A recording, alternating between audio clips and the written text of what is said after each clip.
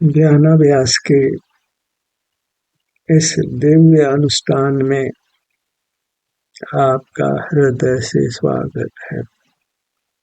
अभिनंदन है, अभिवादन है।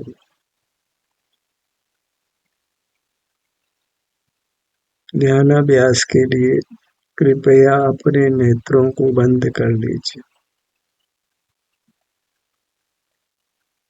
सिर से पैरों तक ये आपका आभ्यंतर अमूर्त शरीर है, जो आपका स्वरूप है। यह दिव्य है, परमात्म रूप है, आनंदमय मावंत है। यही उपादेय है। बाहर मूर्त पदार्थ ज्ञात होते हैं, वे हेय हैं। अपनी चिन्ह मूर्त महिमावंत है और मूर्त पदार्थ निंद्य है। मूर्त पदार्थ अपत्य हैं और अपनी मूर्त पथ्य है। मूर्त पदार्थों को विषय नहीं बनाना है और अपनी मूर्त का अनुभव करना है।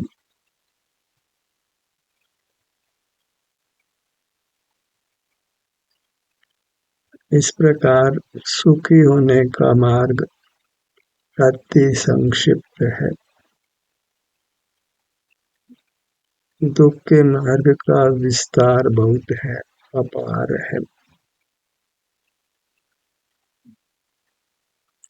बहिर्मुखता में नाना चित्र विचित्र परिणाम होते हैं, जिनका कोई पार नहीं।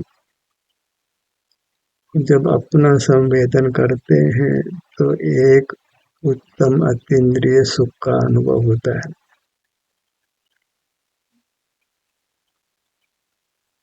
अनुभव के साथ स्वमेव ही सम्यक ज्ञान होता है। सम्यक ज्ञान अर्जित करने के लिए कहीं बहिर्मुख होने की आवश्यकता नहीं होती और शास्त्र पढ़ने की आवश्यकता भी नहीं होती। यदि आप अपना अनुभव करते हुए रहते हैं, कुछ प्रवचन भी नहीं सुनना पड़ता है, इससे निर्देश भी नहीं लेना पड़ता है। जब हम स्वयं ही स्वाधीनता से अपना अनुभव करते हैं तो फिर कुछ परावलंबन की आवश्यकता नहीं है। फिर परमात्म पद ही मिलना है। बस अपने को तैयार करना है कि हमको अपने अनुभव रूप रहना है, अपने आभ्यंतर अमूर्त शरीर से युक्त रहना है, इसी में विचरण करना है, इसी का स्मरण करना है। अपने विभिन्न भागों का स्मरण कर संवेदन करना है।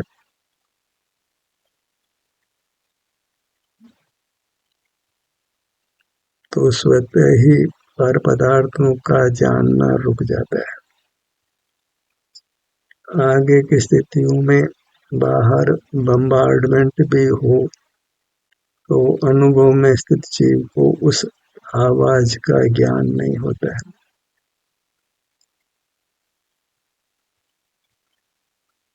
इंद्रियां तभी कार्य करती हैं जब हम स्वसंवेदन नहीं करते हैं। इंद्रियों के होने मात्र से ही पदार्थों का ज्ञान नहीं हो जाता है। जैसे दर्पण में स्वमेव पदार्थ झलक जाते हैं, जैसे पानी में स्वमेव ही आसमान के तारे झलक जाते हैं, ऐसे अपनी मूर्त में स्वमेव ही पदार्थ नहीं झलकते हैं। प्रमाद की स्थिति में ही इंद्रियां काम करती है और मूर्त पदार्थों का ज्ञान होता है।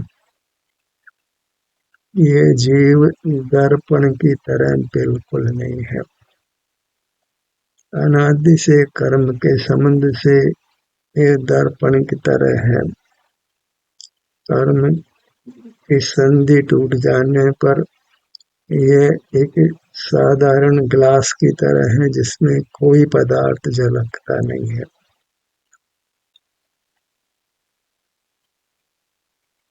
केवल ग्लास ही ज्ञात होता है। ऐसे ही कर्म की संधि टूटने पर जीव में कोई पदार्थ झलकता नहीं है।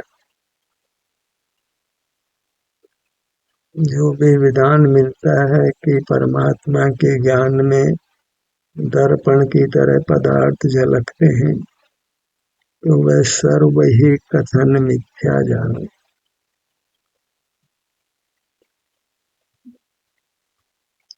जीव दर्पण की तरह नहीं है, शुद्ध ग्लास की तरह है।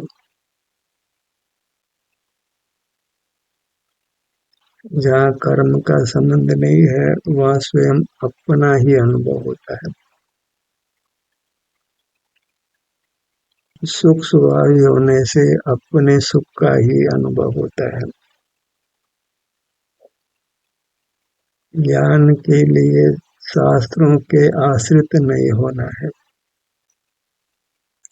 अपना अनुभव करने से ही सम्यक ज्ञान उत्पन्न हो जाता है। मोक्ष मार्ग का निर्धार हो जाता है। अपनी मूर्त उपादेय हो जाती है, प्रशंसनीय हो जाती है, पूज्य हो जाती है, और बाह्य मूर्त पदार्थ अपूज्य हो जाते हैं, हे हो जाते हैं, निंदे हो जाते हैं। उनका जानना निंदे हो जाता है। सर्व ही आकुलता का निमित्त मूर्त पदार्थ है, उसका ज्ञान है। मूलतः तो हमारा इंद्रियों से जानना है, और इंद्रियां प्रगट ही परद्रव्य है।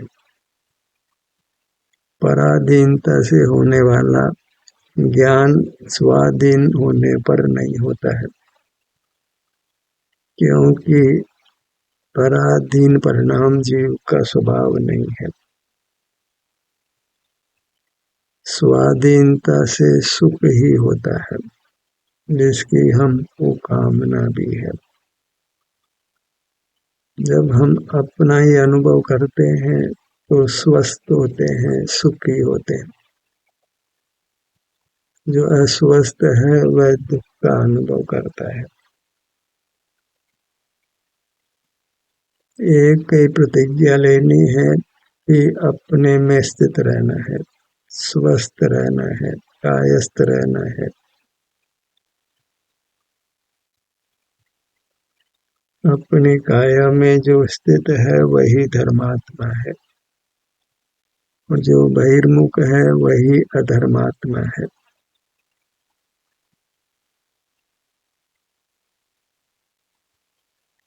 जहाँ हम कायस्थ हैं वहाँ इंद्रिय ज्ञान नहीं, मन के विकल्प भी नहीं, वचन चेष्टा भी नहीं, काय चेष्टा भी नहीं। मोक्ष मार्ग में ये कुछ भी नहीं है। ये कुछ भी धर्म नहीं है, धर्म के अंग भी नहीं है। धर्म केवल स्वसंवेदन रूप रहना है, अनुभव रूप रहना है। अनुभव स्वयं का होता है, और सुख दुख का होता है जो अपने में अनुभव में आता है।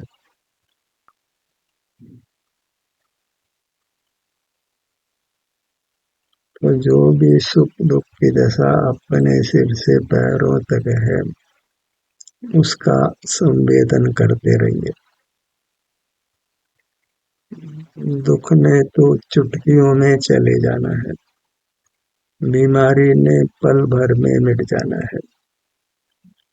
अनंत काल के सामने थोड़ा काल लगे तो वह पल भर के समान ही है, क्योंकि अनादि से हम रोगग्रस्त ही रहते हैं। क्षुधा त्रसा का रोग तो लगा ही है, निहार का रोग भी लगा है, निद्रा का रोग भी लगा है, कितने रोग लगे हैं। उनसे मुक्त होने की कोई चिंता भी नहीं, तो रोगों की निवृत्ति नहीं हो सकती है, रोगों ने बढ़ना ही है। रोग की चिकित्सा आवश्यक है और वह चिकित्सा स्वाधीन होनी चाहिए, अन्यथा रोग बढ़ता है।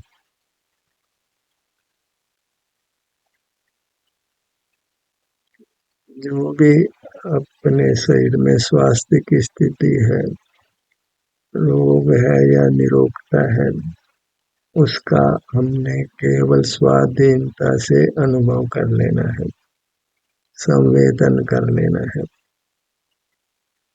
मूर्त पदार्थ जो है निंद है, अशुचि है, उनको विषय नहीं बनाना है और अपना संवेदन करते हैं तो वे विषय बनते भी नहीं है।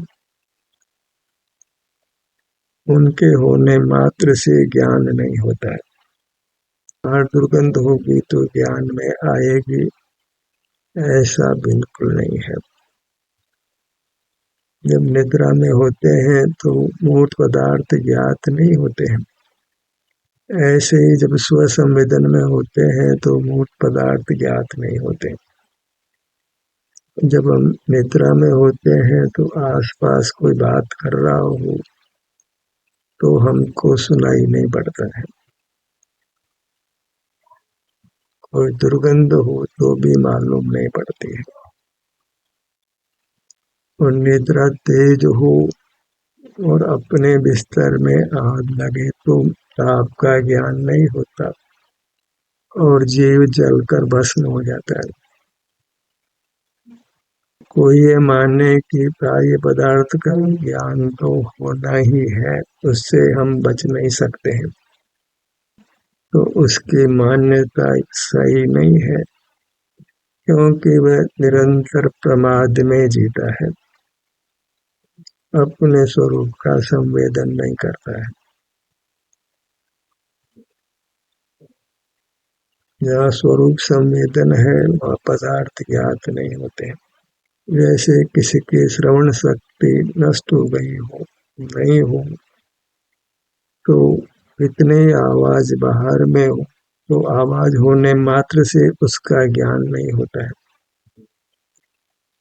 ऐसे जगत में कितने पुद्गल हों, चूंकि परमात्मा स्व संवेदन रूप रहते हैं तो उनको उनका कुछ भी ज्ञान नहीं होता है और इसी वजह से वे सुखी रहते हैं। मूल पदार्थ ज्ञात होते हैं, इसी वजह से हम दुखी रहते हैं, पर वे ज्ञात तभी होते हैं जब हम प्रमाद में होते हैं, अपने स्वरूप के प्रति सावधान नहीं होते, अपने अमूर्त शरीर का संवेदन नहीं करते। दुख इसी बात का है कि पदार्थ जानने में आते हैं और फिर हमको संक्लेश परिणाम होता है और नूतन कर्मों का बंध भी होता है। इस प्रमाद की स्थिति को ही मिटाना है।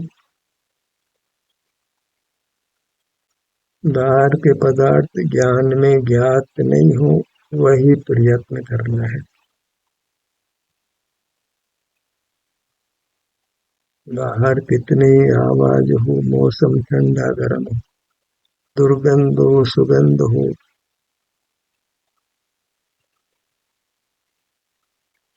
तीव्र रंग वाले पदार्थ हो, तीव्र आवाज हो, जब हम प्रमाद में नहीं होते, अपने सन्मुख होते हैं अर्थात अपने शारीरिक सुख दुख का संवेदन करते हैं, तो उन पलों में कुछ भी बाहर का ज्ञान नहीं होता। जब किसी कार्य में संलग्नता से प्रवृत्त होते हैं तो आसपास की आवाज सुनाई नहीं पड़ती है, आसपास के पदार्थ ज्ञात नहीं होते, पदार्थ जबरन ज्ञान का विषय नहीं बनते हैं। तो जबरन राग द्वेष भी नहीं होता है। बस प्रमाद ही सब दुख उत्पन्न करता है। जब स्वरूप संवेदन नहीं करते हैं तो इंद्रिय ज्ञान होता है।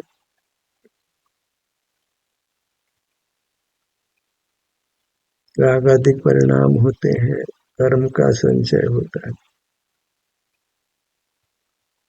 पर जब हम इंद्रिय ज्ञान नहीं करने का अभिप्राय करते हैं तो स्वतः ही स्वसंवेदन होने लगता है। एक साधे सब साधे अनुभव करते हैं तो इंद्रिय ज्ञान का निरोध भी हो जाता है। इंद्रिय ज्ञान का निरोध करते हैं तो स्वसंवेदन भी स्वमय हो जाता है। किसी एक को साधिए, चाहे इंद्रिय ज्ञान का निरोध करिए कि या स्वसंवेदन करिए, दोनों ही घटनाएं होगी, क्योंकि अस्ति नास्ति का युगपत बना है।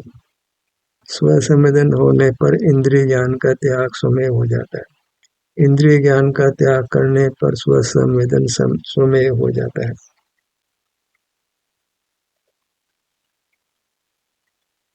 अच्छी तरह मोक्ष मार्ग को समझ लीजिए, वह भी मुख अपनी ओर करके ही समझना है, अन्यथा समझ आनी नहीं है।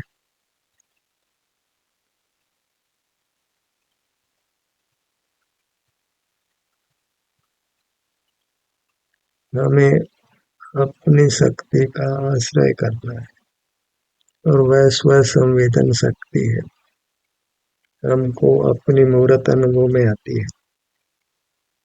सिर से पैरों तक ये मैं हूँ, इस शक्ति को ही अग्र करके मोक्ष मार्ग में चलना है।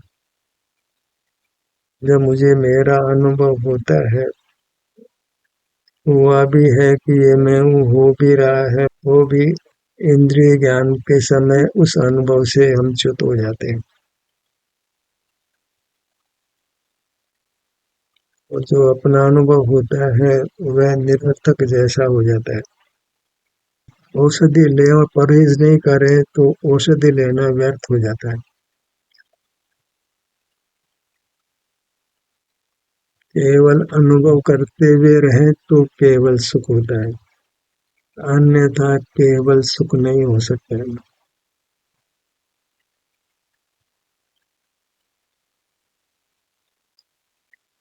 अपनी मूर्त दूर नहीं है, आप ही है। जब चाहे तब संवेदन कर सकते हैं। भीड़ में हो तो भी ये अनुभव कर सकते हैं। इंद्रियों के बहुत विषय हो तो भी अनुभव कर सकते हैं।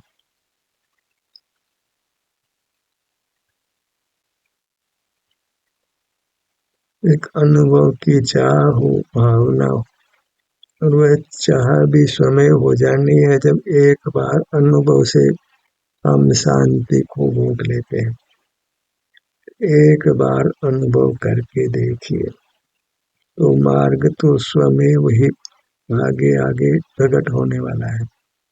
कुछ आगे की चिंता मत करिए, आप तो बस वर्तमान के एक पल में अपना अनुभव करिए। आगे आगे रास्ता स्वमेव खुलता जाएगा। आप अपने गंतव्य परमात्मा पद को पालेंगे। एक बार अपने में आइए, बाहर से हटिए, अपने शरीर के स्वास्थ्य की स्थिति को अनुभव में लीजिए। आराम वेदना की जो भी स्थिति है उसका संवेदन करिए।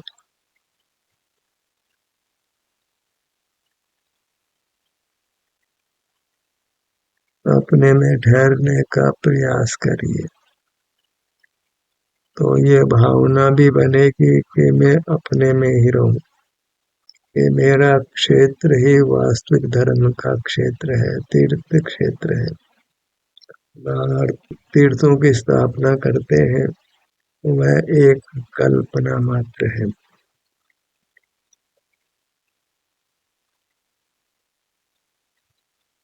परमात्मा का स्पर्श हम नहीं कर सकते, क्योंकि वे अमूर्त हैं।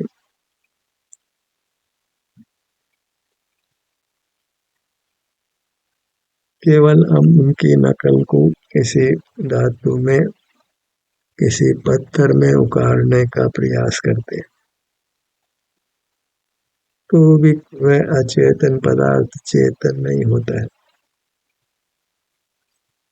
अपनी मूलत सदा ही चेतन है, कभी अचेतन नहीं होती है। इसलिए अपनी प्रतिमा को ही वास्तव में प्रतिमा संज्ञ है। शेष तो सब दंड फंद ही है।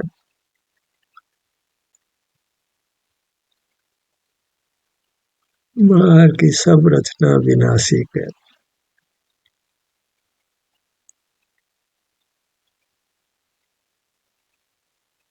अपना मुखमंडल, दिव्य मुखमंडल,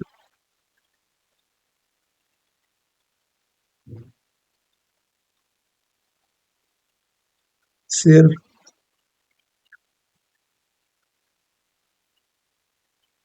अंगों के नाम के जपने का जादू देखिए। आप सहज ही उस अंग पर आते हैं और आप वीतराग हो जाते हैं, राग द्वेष मोह रहित हो जाते हैं, तनाव रहित होते हैं, और इससे उत्तम स्वास्थ्य मिलता है। भले इसमें कुछ समय लगता है, पर परमात्म पद अवश्य मिलता है।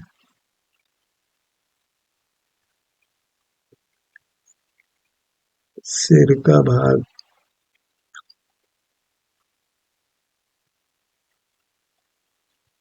ये निश्चय निर्धार कर लीजिए कि जब आप अपने किसी भाग पर होते हैं, तब आप वीतराग होते हैं।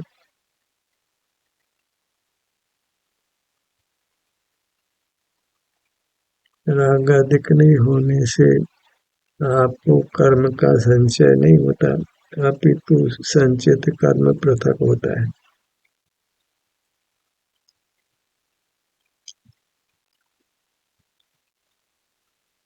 दोनों नेत्र,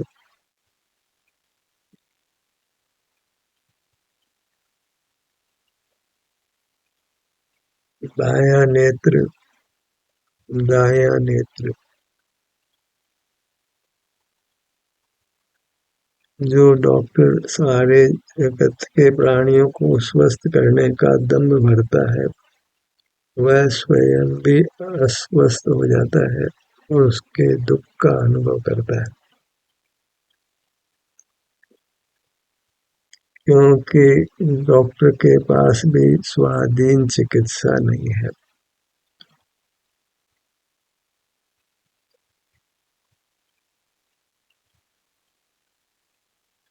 जिस मर्ज का डॉक्टर हो, वह स्वयं भी उस मर्ज से ग्रस्त हो जाता है।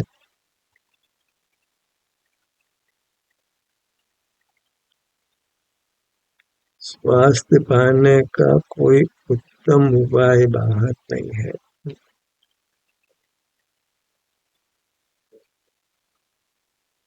जहाँ स्वानुभव नहीं करते, तो स्वास्थ्य की प्राप्ति भाग्याधीन ही होती है, कर्माधीन ही होती है।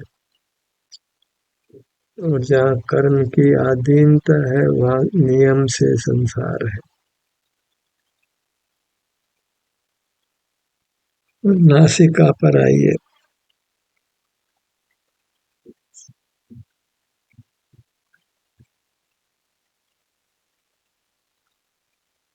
अच्छी तरह परख लीजिए कि जब आप अपने किसी भाग पर होते हैं, तो कितना पर पदार्थों का ज्ञान होता है। पदार्थ तो अनंत है, और अनुभव के समय किसी एक पदार्थ का भी ज्ञान नहीं होता है।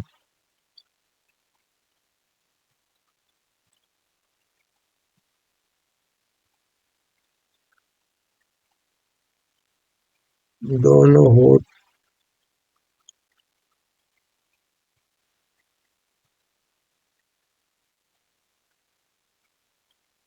अनुभव में सुख है, पदार्थों का ज्ञान नहीं है। ऐसे मोक्ष में केवल सुख है, केवल ज्ञान नहीं है।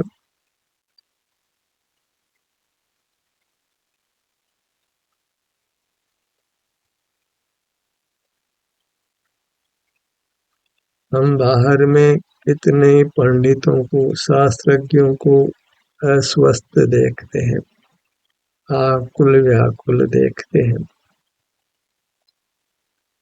उन्होंने भले ही शास्त्र ज्ञान अर्जित किया हो,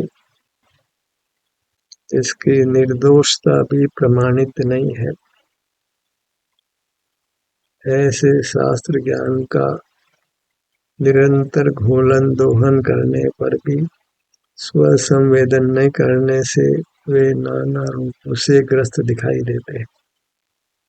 धनेष्णा यशेष्णा भी बढ़ती ही जाती है, कम नहीं होती है।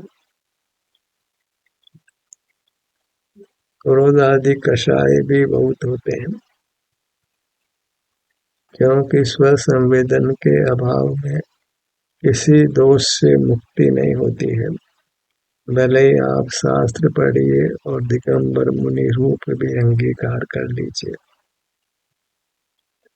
कर्म का क्षय स्वसंवेदन से ही होता है, अन्य किसी उपाय से नहीं होता।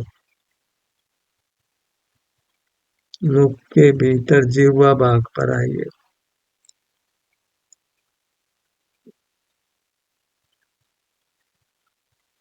तालु, गर्दन,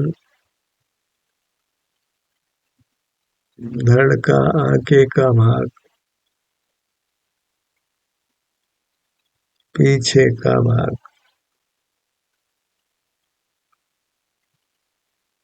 दोनों कंधे,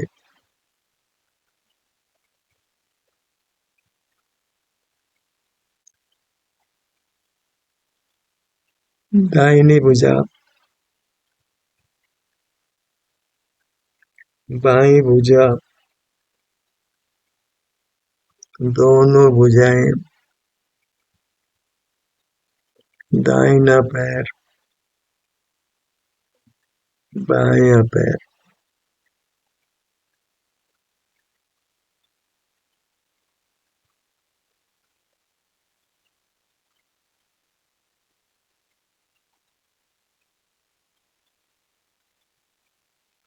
मुहूर्त के प्रति ही वंद्य भाव रखिए और बाह्य सत्पुद्गलों के प्रति निंद्य भाव रखिए। तभी हम मूर्त पदार्थों को जानना छोड़कर अपने मुहूर्त का संवेदन कर सकते हैं।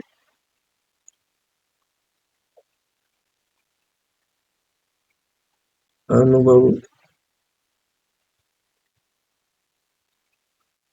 का प्रयत्न निरंतर जारी रखिए।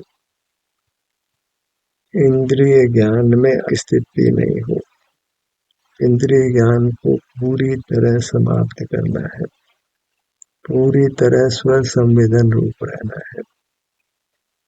ध्यान का सत्र यही समाप्त होता है। आपकी सहभागिता के लिए धन्यवाद।